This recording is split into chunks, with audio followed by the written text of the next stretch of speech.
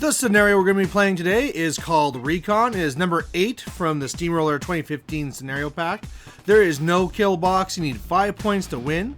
You get 1 for controlling the zone, 2 for dominating, but you can't do either of those to destroy the enemy objective. That is worth 1. And then there are also the flags that can also be dominated for 1 point. So this game here is going to be with Sturgis. He's a guy I played, quite a bit in the past. But I always had Storm Lances with it. The whole idea was to pull things forward and charge them with Storm Lances and kill heavies and blah blah blah. And I thought, well, let's try taking the Storm Lances out. So that's going to be this list here. Replacing them will be some Long Gunners, which I haven't seen any table time in a while. And also my Storm Blades.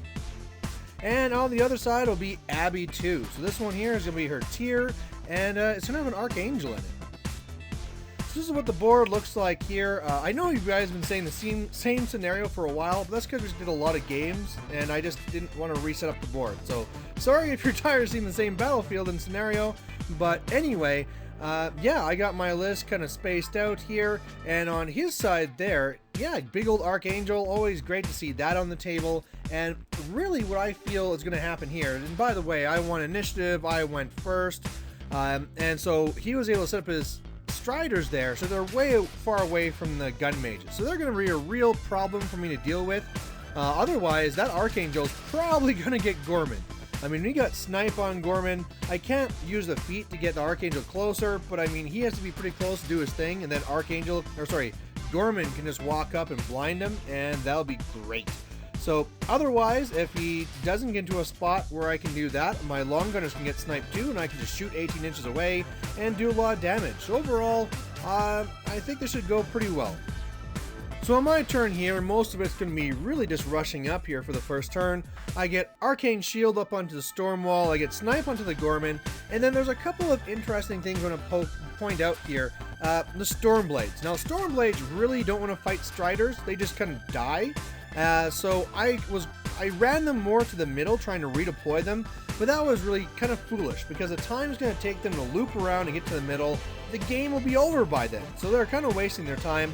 What I should have done is just stayed back to the point to where they can advance and shoot me, and then after I deal with them with either putting on the cover fires and feeding to killing them, or Ryan blowing them up, whatever, then I can rush up with the Stormblades after. I lose 1 turn, but in this way here, I'm losing like 2 turns, so it's kind of silly. Now, Gorman was another one. I want to be very careful that he couldn't get to me. I put myself in a spot where he could not advance and shoot me with the Deathstalker. I could have been a little bit farther back, but I want to be up as far as I can so that the Archangel, I can really nail that guy. So after some thoughts of where to be, I put him there. Now, the great move my opponent did that I didn't even think of is that the Deathstalker came up, shot one of the Long Gunners, Swift Huntered forward, now was within 5 inches of Gorman, and then shot Gorman, hit him, and killed him. So this was a huge blow early, really good move by my opponent. Didn't even think of that. And if I would have been back another inch or two, I'd been totally safe.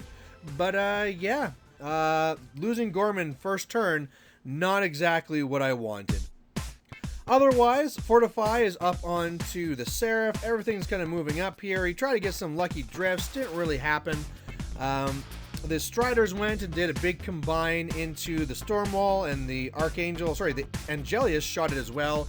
Didn't really do that damage, like 3-4 boxes, so nothing really there, but that's how it sits like this. Now, this is where I went to the tank for a while, because I have 2 choices. He also has a bunch of return fires spread around, but Abby is sitting there, sitting on 2. And where she is, if I now put Snipe onto the Long Gunners, those 8 on the right can all just sit there, aim, and double tap into her. So that'd be fantastic. I could also go over with the Stormwall, it can go over there and shoot her. And so the math is kind of there. If I do pods of 4 for the Long Gunners, I hit on anything butts pretty much. I'm dice -2, so 5 damage, 5 damage, 5 damage, 5 damage. That'd be enough to kill her, but she has 2 transfers, which is really what's going to come from the Stormwall coming over and shooting her. And then my Tempest Pistoliers can always finish her off. However, if this fails at all, I'm just dead. The other option I could do is the more defensive one, where I come over here, I set up my stuff, I shoot up the Angelius, put my cover fire, set up my thing with Ryan, come over with Sturgis, and I feat, killing off all the Striders, and then hopefully with the other shooting, kill the Angelius, and really just kind of slaughter that left flank. That's the other one, but, you know, then he's going to start getting into me, and you know what? I just wanted to see if I could pull off this assassination. So the way it worked is I let things drop, I put 3 onto the Stormwall. He is going to come up here, and he is going to do a 2 boost shots into her. Both of those, you know, connect, do some damage. She transfers them, so there's pretty much the stuff there right away. The little nipple guns are out of range. He also put a pod there so that Sturgis could charge it, and then hopefully hit her with a convection. But I was just out of range for the 10 inches, so he just, you know, teleported away, because why not? He also had put Snipe before that onto the long gunners, and I actually had to use Ryan to shoot one of them so that the Squire could run up there, so that when I was going for that convection, if I missed, I could get a reroll. Well, never really helped. But anyway, I go through all these shots, and everything goes well. I leave her on 2 boxes, and so then the gun mages come up, and I'm needing 8s to hit, and then it's -6, so it's still pretty iffy, but after all the shots, I'm able to hit her, and I'm able to kill her, and that's the game. So a pretty fast game, but the main reason why I wanted to show this is that, again, a lot of people don't really use the long gunners. You know, everybody loves the gun mages, and, you know, of course, with the UA, they do amazing things, but you know what? Range 18, duty of the long gunners can do great work. So absolutely, you know, they did great here. If it wasn't for the long gunners, I could not have pulled off this assassination. Now, we talked about what he should have done, which was not really show Abby2 there. She could have also been camping more. I mean, she should really be behind the objective, and then, of course, all line of sight blocked. But, you know, who would really expect 18-inch range guns that from aiming and double tapping and stuff like that? So, luckily, I got a gotcha on my opponents and got some Sturgis in. So, thanks for watching. Catch you later. Bye.